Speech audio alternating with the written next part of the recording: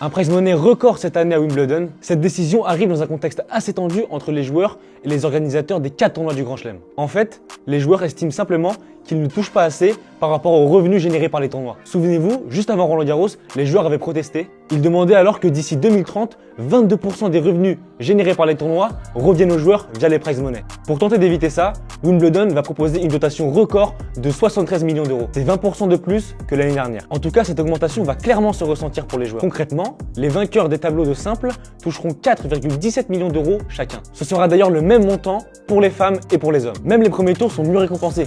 Un joueur éliminé au premier tour du tableau principal recevra 92 000 euros. Wimbledon rappelle qu'en 10 ans, le prize money du tournoi a plus que doublé. Et si on compare avec les autres tournois du Grand Chelem, c'est l'US Open qui offre le meilleur prize money, loin devant celui de l'Open d'Australie. Reste donc à savoir si ce geste de Wimbledon suffira à éviter une nouvelle mobilisation des joueurs.